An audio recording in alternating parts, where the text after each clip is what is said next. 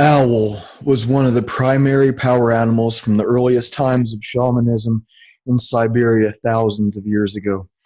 Often in the east, brought by the wind, Owl comes out of the darkness into dusk or dawn.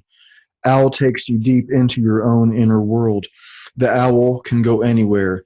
She glides silently on the currents of your own dreams. Just as easily, she flies inside the tree trunk or inside your dreams.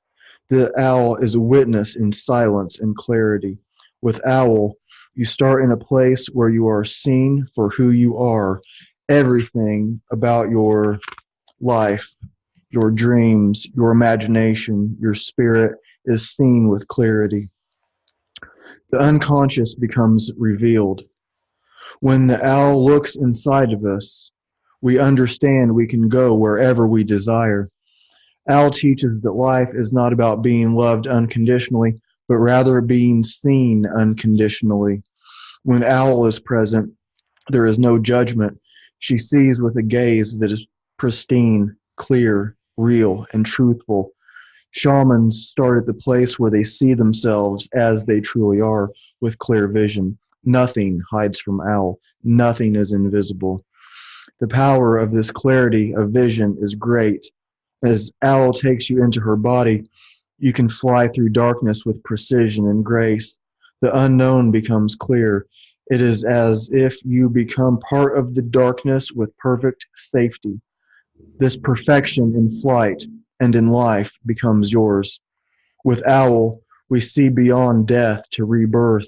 Sometimes people fear Owl because they want their vision to stop at death. Owl sees through the veils of death to the other side. She tells you the legends of the owls, singing to you, "Come through my feathers, go into the darkness. I will show you what lives there.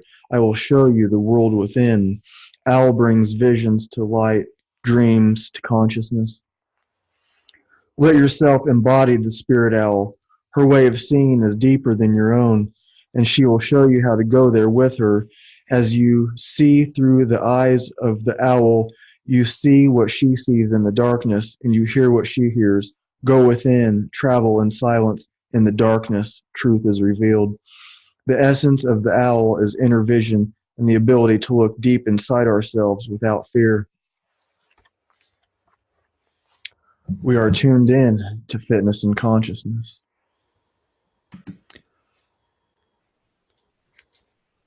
Tonight I had an amazing experience with the owl.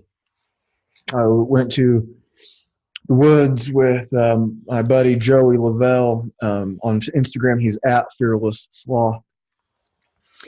And we go out to the woods. It's been a while since we went, not that long, but we went out to these woods, and like not too long into it, we started we were climbing trees and stuff, and we were climbing one and see an owl in the tree that we're already climbing, and pointed it out, and he's like, "Whoa!" And he was able to climb up farther than I was, and so he was just looking at the owl from 20 feet away, maybe, in the same tree. And then we get to walking a while, and we have all kinds of fun, jumping on logs and lifting logs, and we're about to leave, and we see this tree that had fallen over, some other trees that had fallen over, and thought it would be a fun place to jump around, climb and jump around. So we start doing that, and whoa, man, look. And I pointed, and there was an owl in that tree that we're climbing on. And it was towards the end of the tree. We were towards the trunk of the tree, and the owl was more towards the top, and it had fallen over. And so I start walking closer, and I'm asking Owl, if it's okay if I keep getting closer? And I kept hearing yes. I think it was okay. And I kept getting closer and closer. And I got to where there were like too many branches in my way to keep on there, so I asked if it was okay. I'm asking the owl if it's okay. Is it okay if I get down and climb back up on this other side to get closer? And it seemed like it was okay, so I climbed down and I climbed back up, trying not to shake too much. I know owls, they're at the top of trees. They don't mind a little shaking, but I wanted to create as little disturbance as I could. I didn't want him or her to fly away. And so I climbed up and I was sitting probably less than 3 feet away from this owl. I think it was a great horned owl. I'll have to look it up and make sure, but it was a foot and a half tall, probably, or more. Maybe, it was a pretty big owl. It looked like it might have even been like maybe a younger great horned owl. I'm not for sure. I'll have to look it up. Probably should have checked that out. Which sounded even smarter and mysterious here. But anyways, we were just looking into each other's eyes for I don't even know how long.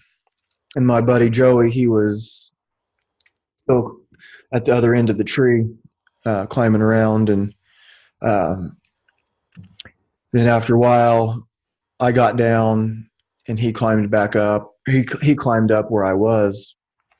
And it was such an amazing experience. And he was able to get just as close as I did and spend time looking at this owl, looking into the eyes of the owl. Pretty intense. And also very calm, but also very intense, because this is a predator. This thing, this being, just probably faster than I could even blink. It could have those incredibly sharp, strong talons on my face. It could happen just boom, and then I'd have a face full of owl talons.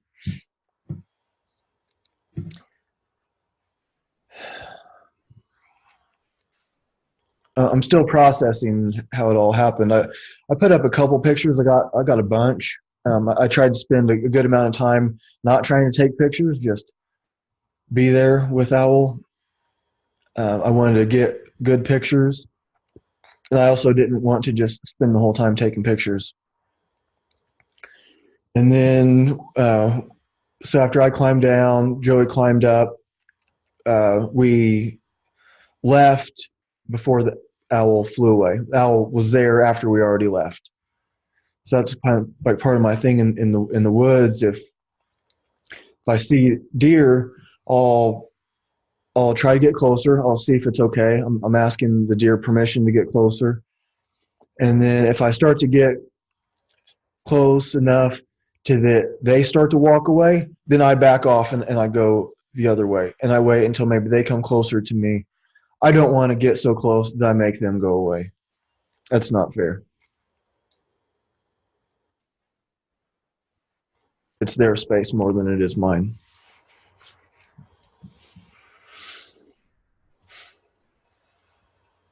It's their space more than it is mine. Yeah, what a great experience. I'm processing it more and more, and I mean, it just happened just a few hours ago. So this show, even before what happened today, I was going to call this show our portfolio, and not meaning like literal stocks and bonds, but what do you spend your money on? What do you spend your time on? Who are you spending your time with? Your friends, your family? What experiences are going into your portfolio? What kind of stuff do you have? What stuff do you like? What do you collect? What do you like to collect, and why are you collecting it? One of the things that I thought was interesting lately, or something interesting to think about, guess that means the same thing, doesn't it? But so I opened this gym with Valery Fedorenko, and when we moved in, we didn't have to buy any equipment. He had a ton of kettlebells. I had a ton of kettlebells, literally tons. And um, so we already invested that. Like these kettlebells were already in our portfolio. See what I mean? So we didn't really have to buy anything. And then since then, I did buy a new like a new rack for my Olympic plates and to hold my Olympic bar and trap bar, so they could be like straightened, stored straight up and out of the way. And so I did like buy like a couple things. I got a new jujitsu mat.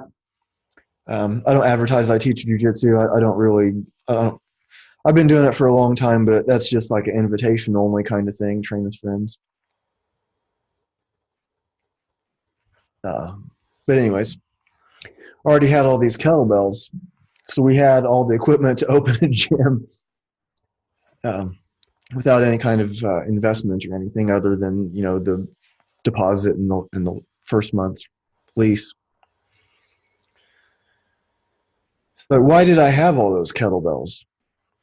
Well, obviously I use them, but I have a lot of them that are weights that are too small for me to use. So I've been teaching for a long time also, so that's the other obvious answer, is I teach people of pretty much all ages and fitness levels, not just kettlebells, but body weight training, barbell, all kinds of stuff. But these kettlebells, they get experiences. And so after all of the hands, they like pick up one of the kettlebells, and that kettlebell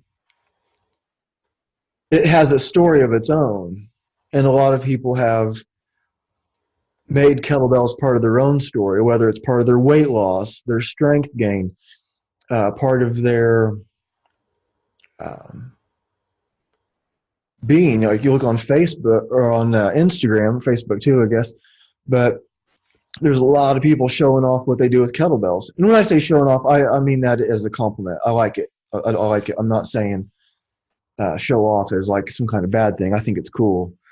I want to see people showing off. I think it's cool.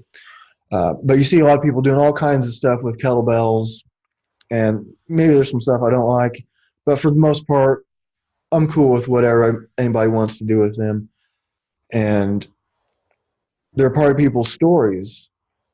And, they've helped people get better at martial arts. And some of the people that I've taught have improved their martial arts with kettlebells. And it's not like if you're bad at martial arts, kettlebells will make you good. But it's like if you already know what you're doing with martial arts, kettlebells will make you better. So if you're not a very good martial artist, kettlebells aren't going to solve that problem. It's more training in martial arts, but the kettlebells can give you power, more endurance, strength endurance, power endurance, teach you about pacing, breathing, relaxing under pressure, because you'll literally be holding on to however heavy it is, 24 kilograms, 32 kilograms, 100 pounds, whatever. And, that's kind of how martial arts is. Like you have to learn how to relax under pressure.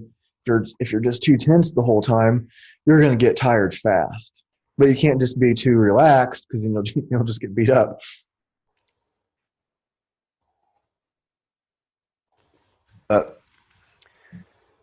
So there's these investments that I've made, over years of all these kettlebells. They've added a lot of significant stories for me from clients and students. All of the hands that have held those kettlebells, all the spirit of people trying to improve, whatever it is that they're trying to improve. Strength, power, endurance, feel better, move better. Now, I think they kind of collect that. I believe like there's kind of like maybe energy imprints. Like if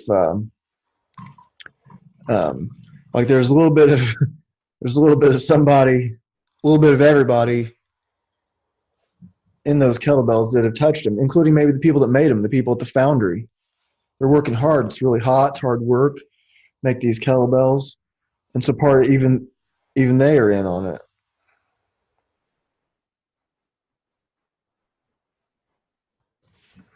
What do you invest your money on? What kind of experiences and stuff? And like the story I was telling earlier about the owl, which I think I'm going to be unpacking those lessons for. I'm going to be unpacking that experience for a long time.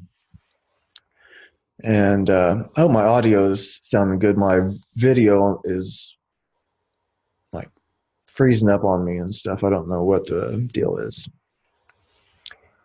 I'll have to ask someone about that. But hopefully it sounds right. So where was I? Oh, so like this experience today of going out to the woods. So my buddy Joey, like he sent me a message and asked me if I want to go out. At first, we were going to go to Fort Benjamin Harrison Park. It's a nice state park, and like cool. So I get there before him, and there is a line, a huge line of cars to get in, and people are just like turning around because it was just so packed. I mean, it was just so packed. Really nice day. Today is April 21st.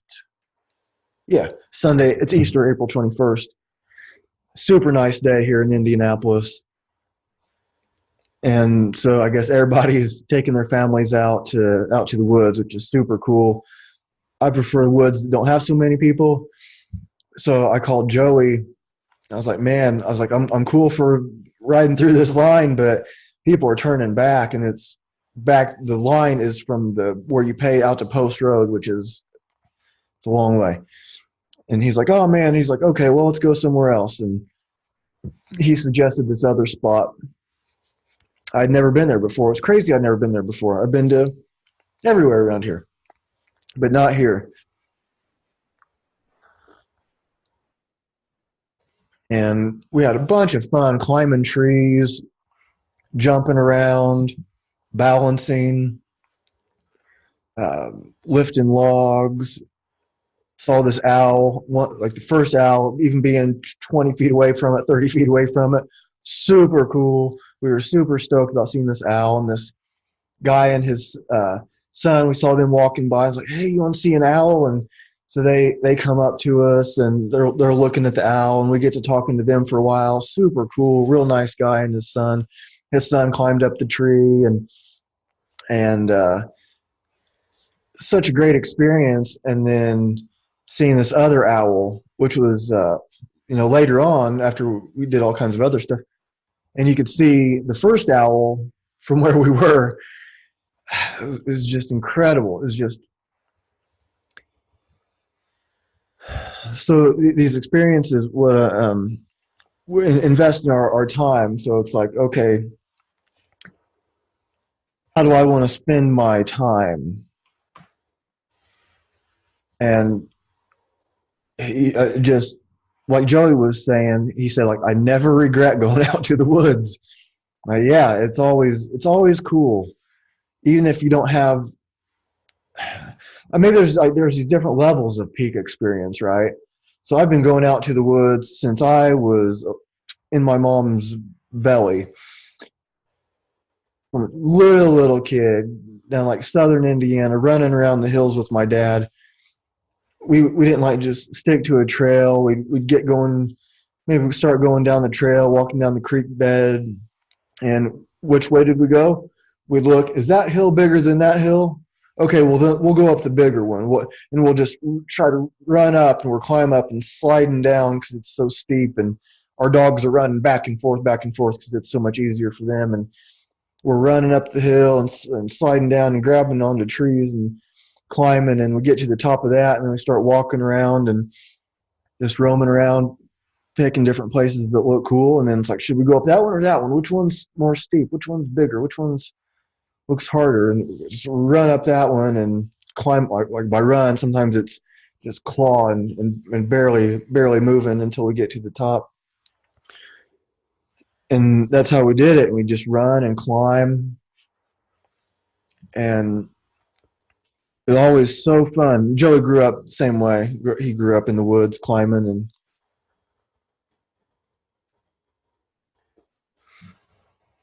and yeah, next Saturday, April 27th, I turned 40 years old, and I could tell, like, for some reason, like today, like even like balancing on some of the stuff, like um, it's like I felt a little bit more free. I mean, I've had decent balance, for a long time, and I'd walk across logs or walk across trees that were over creeks or whatever.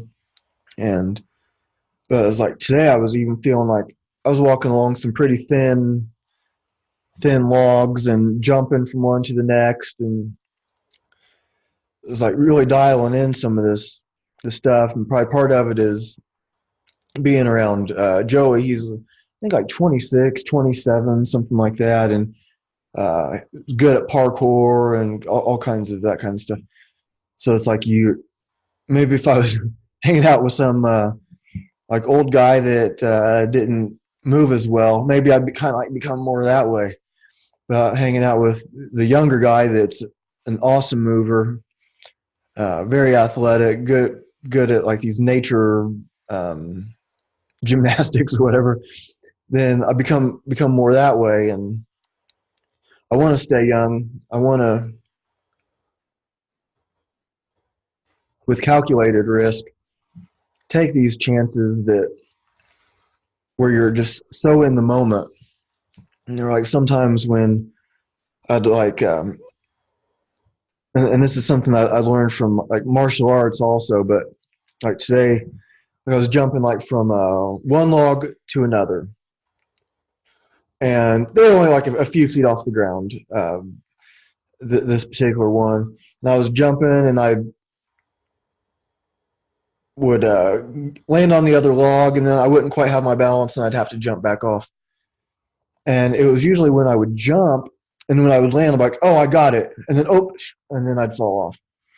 But if I could keep my mind from thinking, "Oh, I got it," then I would have it. So I was like, I recognized that that's what I was doing wrong, once or twice. I'm like, oh, I'm doing that thing again. So I just focused, and I would jumped, and maybe it's a 7, 8 foot jump. It's something like that. Seven, I don't know, whatever it was. And then I landed, and instead of thinking, oh, I got it, I just landed. And I was able to stick the landing that way. So what's the point? Do you get the point of that? Does that make sense? So, like in martial arts, sometimes think like, oh, I got him now. And then next thing you know, he's got you. Like, what went wrong? Well, because you weren't in the moment anymore. You were in the future. Make sense? So uh, I think there's a lot of application for that understanding in other parts of our lives, that besides just like jumping from one log to another, or um, in martial arts where, oh, I got him, and then you really don't.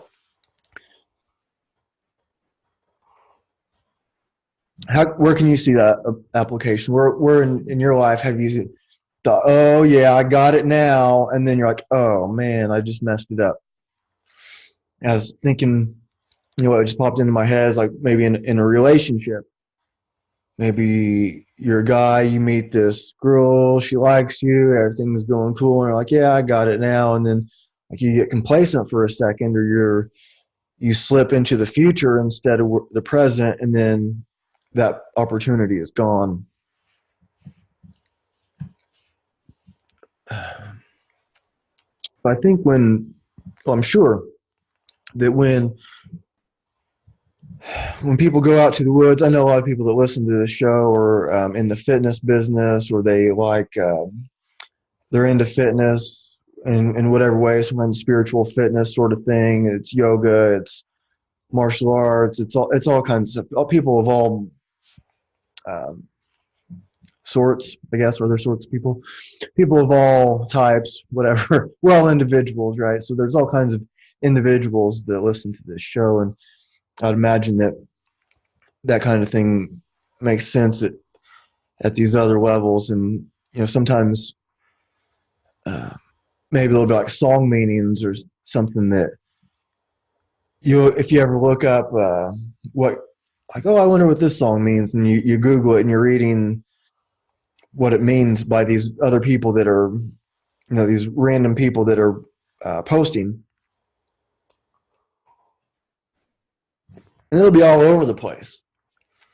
So you have the writer of the song isn't telling you what it means, but one person listens to this song and they get one meaning out of it. Somebody else listens to the song and they get another meaning out of it. Somebody else and sometimes they mishear a word, and so the meaning that they get isn't even what the song says, and sometimes that's on purpose. Robert Hunter, just happen to have a Robert Hunter book right here, has done that also.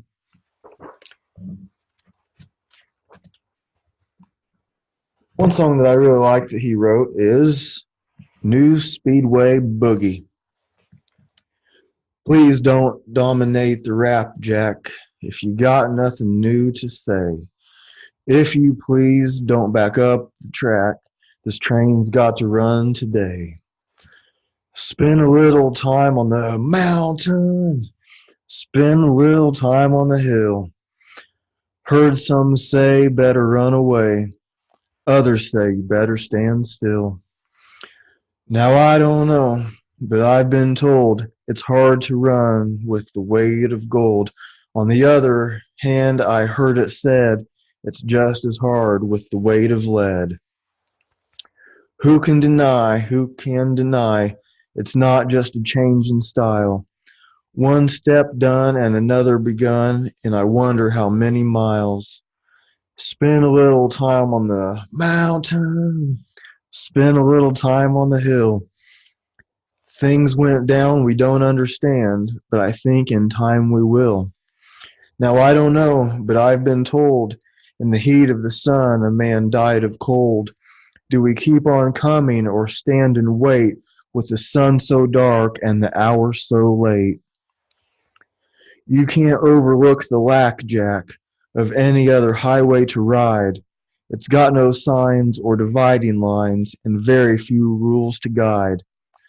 Spend a little time on the mountain, spend a little time on the hill. I saw things getting out of hand. I guess they always will. I don't know, but I've been told if the horse don't pull, you got to carry the load. I don't know whose back's that strong. Maybe find out before too long. One way or another. One way or another. One way or another, this darkness got to give. One way or another. One way or another. One way or another, this darkness got to give. I think Robert Hunter is one of the best writers ever. Ever. Just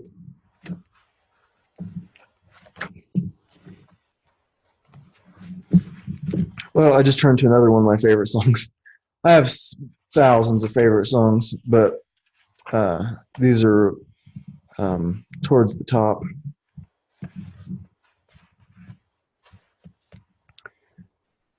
This is part of Terrapin Station. We'll see how far I get into it, but the first part's Lady with a Fan. Let my inspiration flow in toking lines suggesting rhythm that will not forsake me till my tale is told and done. While the fire lights aglow, strange shadows in the flames will grow till things we've never seen will seem familiar. God, that's so good. Shadows of a sailor forming, Winds both foul and fair all swarm. Down in Carlisle he loved a lady many years ago. Here beside him stands a man, a soldier by the looks of him, who came through many fights but lost at love. While the storyteller speaks, a door within the fire creaks, suddenly flies open, and a girl is standing there. Eyes alight with glowing hair, all that fancy paints as fair, she takes her fan and throws it in the lion's den. Which of you to gain me tell will risk uncertain pains of hell? I will not forgive you if you will not take the chance. The sailor gave at least a try, the soldier being much too wise. Strategy was his strength and not disaster. The sailor coming out again, the lady fairly leapt at him. That's how it stands today. You decide if he was wise. The storyteller makes no choice. Soon you will not hear his voice. His job is to shed light and not to master. Since the end is never told, we pay the teller off in gold in hopes he will come back, but he cannot be bought or sold.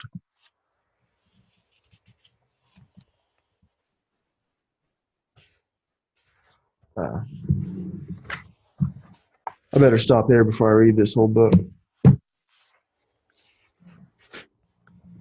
What do those have to do with anything? No. That's like it. Speaking, what does this have to do with anything? Here's a random Rumi reading.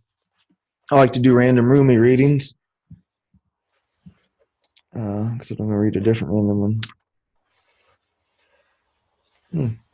I have not pre-read this.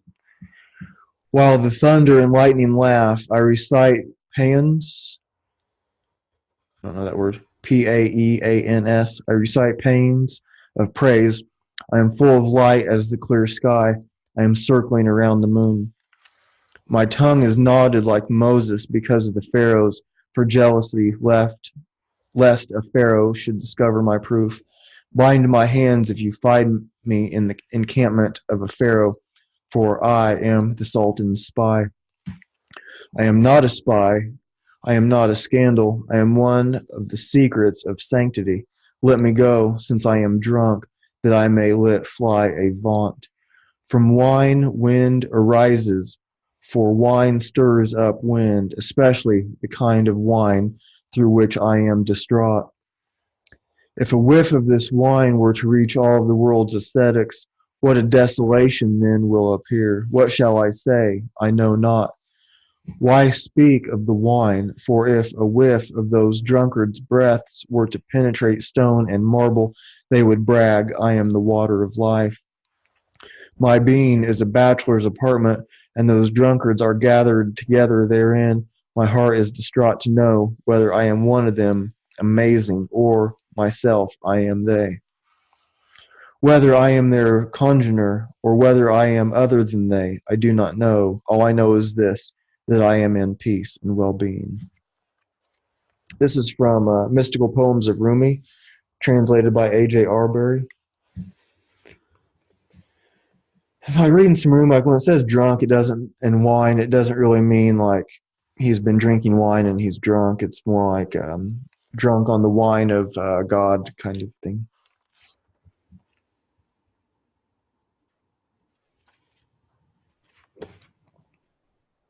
Yeah, just random Rumi readings.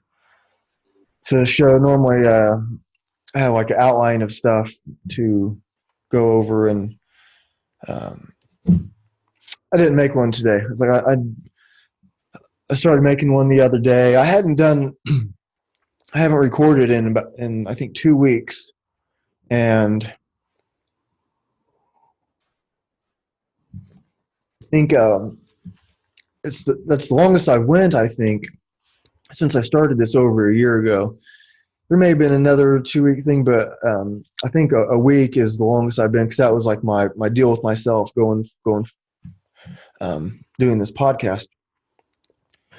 But I'd like kind of have an idea, and then I'd go to write out the outline, and I wouldn't really have anything. So I was like, well, I don't want to just go on without having anything. And so I had some things already planned out for tonight's show. The our portfolio, and then I was glad I waited until after that experience with the owl. So it was like exactly the kind of thing that I'm talking about. Uh, Putting ourselves in these positions, our portfolio. So you can't. I couldn't say, yeah, you should go out to the woods, and then you'll be able to climb a tree, and you'll be like 3 feet away from an owl, and you can just look into the owl's eyes for like half hour. I mean, I just did it. I mean, why can't you do that? No, of course not. It might happen. You might have. I've been going out in the woods a long time. That's a first for me. That was amazing. Wanted to pet him so bad. I just wanted to touch him.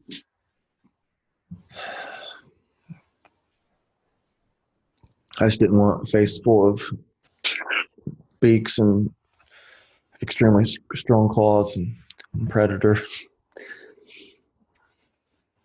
But what I could say is, like, if you go out to the woods and you're quiet, don't take your radio. Don't be texting.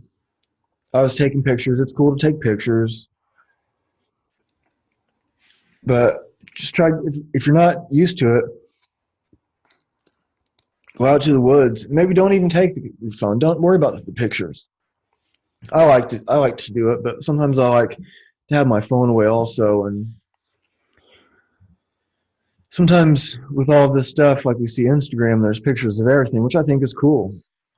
I do it too. But like I went with Joey to see one of my favorite guitar players, Estes Tonna. I'm not positive that's how you say the last name. Tonne. We saw him in Chicago. Mind blowing experience. He is an amazing guitar player. He has more than one song that are over an hour long. He's playing by himself, kind of like flamenco, gypsy kinds of stuff. It's amazing. It's absolute mastery of the instrument. But we went to see him, and after after the show, we were out in the lobby, and we were just like stretching out a little bit, doing some kind of like spontaneous yoga, qigong stuff, just stretching out and doing some things and talking about the show. And then all of a sudden, we see him come out, and he's talking to a few people, and I'm like, oh, cool. And so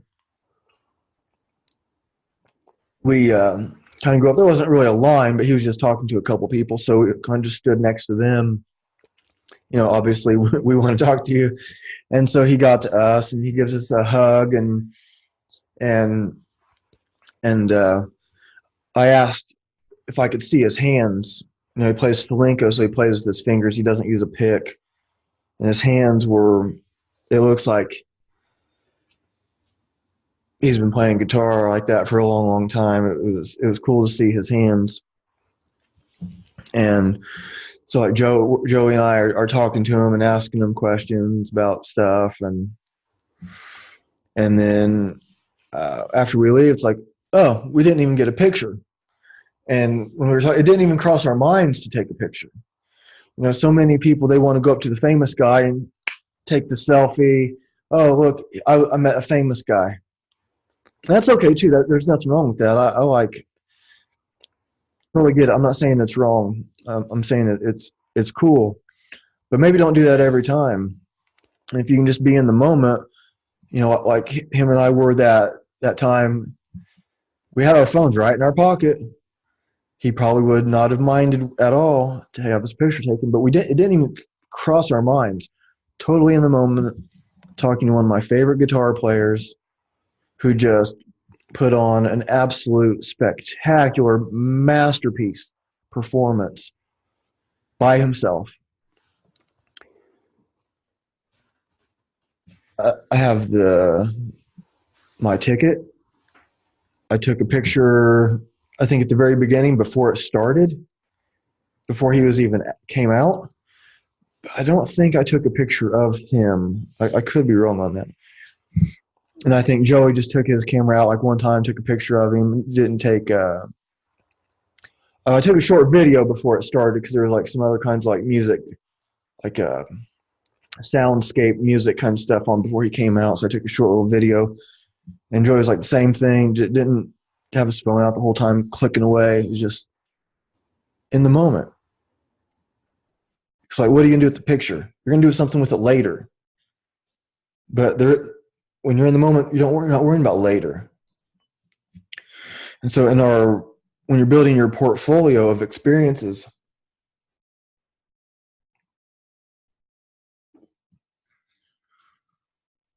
yeah, it's cool if you're like, I have pictures of me and my kids, different places and doing things.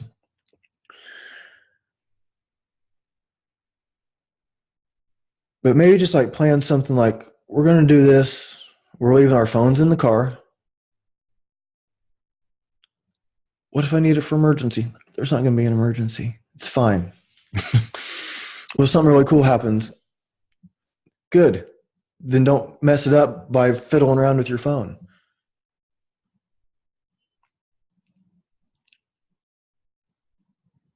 Instagram isn't going to miss it, right? So what kind of experiences do you want like with your kids? Like, what do you like to go do? I always like taking my kids out to the woods, and right now, like neither well, let me get into that. Well, it's kind of it's the truth. Like my kids, neither one of them are like really talking to me now, but that's okay. I didn't do anything like bad or anything. It's just my daughter is 21, my son is 18, so it's pretty tough ages. Kind of like all the other ages, those are tough ages too. But you know, when we were talking, which was most of the time, going out to the woods, going out to the movies, at these different parks, and you know, I remember like one time taking them down to Brown County State Park, and we were playing around, and they're playing like ninjas. They're fighting ninjas out in the woods, like invisible ninjas. And you know, my dad, when he would take me out to the woods, he showed me where the gnomes and elves live. And so I took my kids out, and I tried to show them where the gnomes and elves live, and try to show them like some of the like little secret ways of finding them. They're pretty hard to see.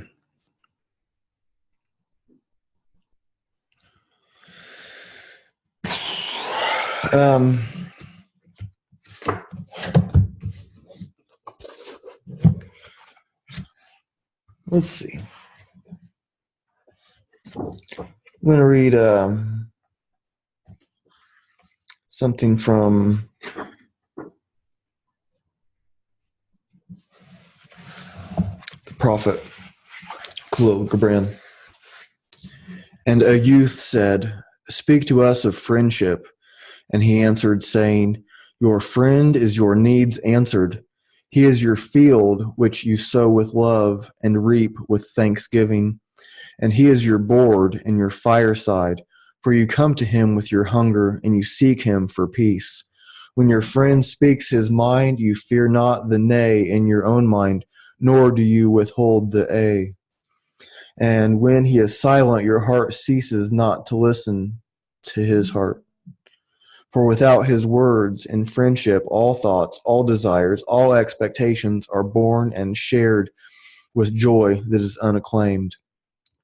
When you part from your friend, you grieve not, for that which you love most in him may be clearer in his absence, as the mountain to the climber is clearer from the plain.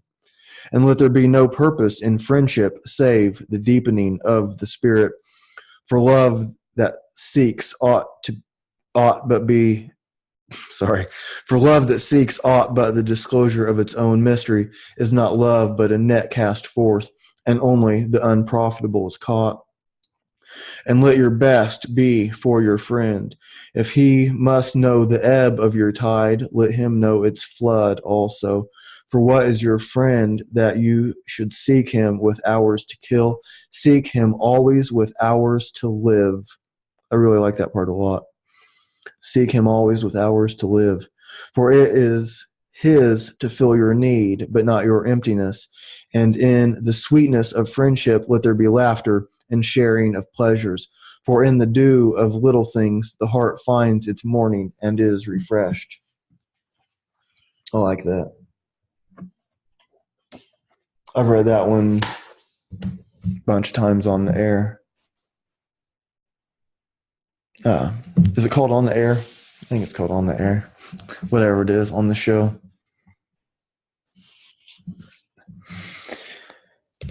So when I look like, what else do I want in my portfolio? I have all these amazing things happening. This partnership with the gym, with a kettlebell instructor that I've admired for a long time. And now it's still kind of surreal a little bit sometimes to like look over and yeah, there we are working out together.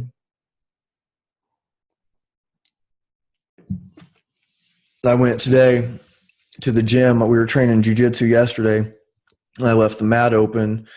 After we cleaned it off, I left the mat open to dry out and air out. And when I went to put it back up, you know, in case he came in and wanted to work out, I didn't want stuff in the way. I saw that our names were written on the directory because we're in an office building. And so you walk in the main door and then you look to the left and there's a directory of all the businesses. And I looked over and there it was, Hadley Fitness and VF Kettlebell School. It's pretty amazing. And it's the same place. So VF, Valery Fedorenko, Hadley Fitness, that's me. And it's the same place. So why does it have two names? Well, because we each have our own identity. So there's like two things that are going on at this gym, this school. There's what I do and there's what he does. So I'm learning from him. I've been a kettlebell instructor. I've been certified for 4 years. I've been using them for almost 10 years. I'm pretty good with the kettlebell. He's better. That's good. So I'm learning from him. His way is a little different. So I'm learning how to do his way, and I will be an instructor in his method. That's something that I want. After deciding before, I was going to let my other certification expire. I wasn't going to get another certification.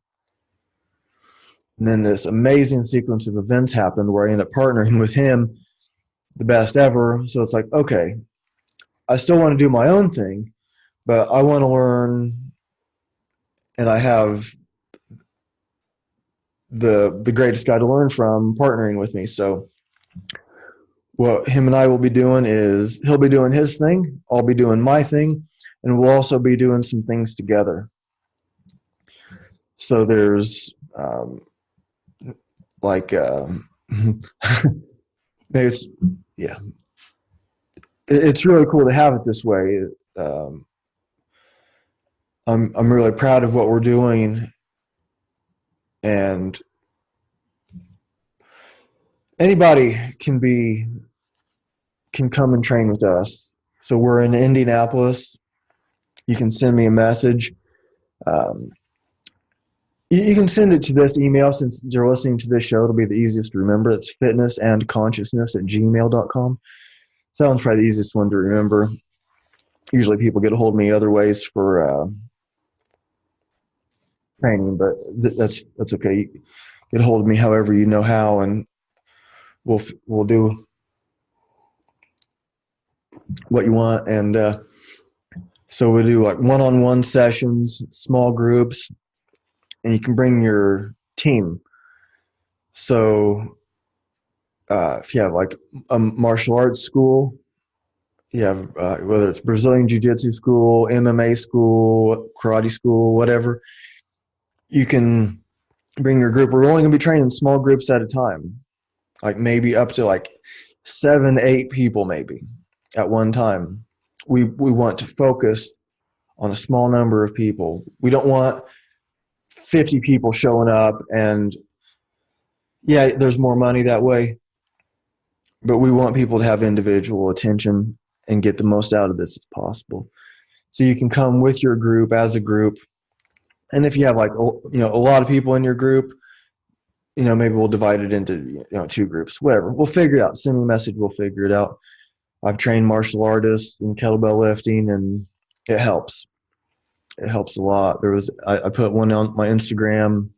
My Instagram is at Hadley Fitness, and on my Facebook, Ryan Hadley. You can doesn't take much scrolling down to get to the. My friend Jody, she did 4 presses with each arm, 53 pounds, 4 times each arm, and then she explained what kettlebell lifting has done for her martial arts, and you can go on and on about it. I don't want this to get into like just those kind of technicalities of training, but more like, getting back to what are you spending your time on? What are you spending your money on? Is the money that you're spending, is it improving your life situation? Is it for these like great experiences? Like, how much did it cost me to go out to the woods today? Well, the park is free. It's just a park. Buck in gas money. So it took $1 and a few hours. Like say